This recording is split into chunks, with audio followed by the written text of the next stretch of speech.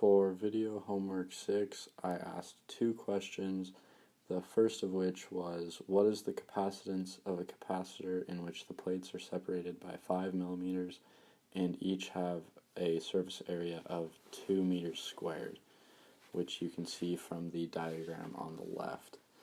To solve this problem, we start with the equation Q equals the capacitance times delta V. We just do some algebra to get that the capacitance equals Q over delta V.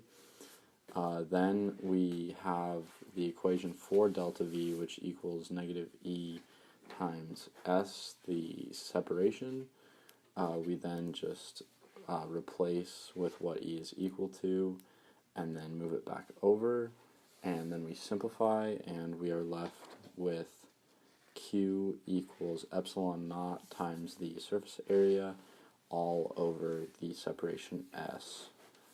We then plug in our values and we get that the capacitance is equal to 3.536 times 10 to the negative 9th farads.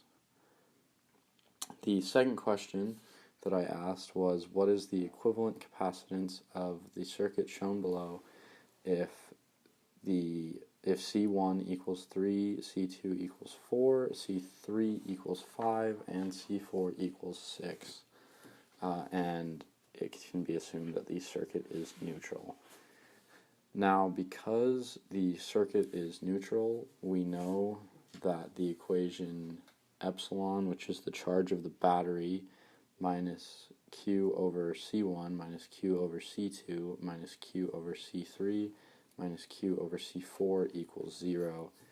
We can then factor out Q, and we get this long term, which is equal to 1 over the equivalent capacitance.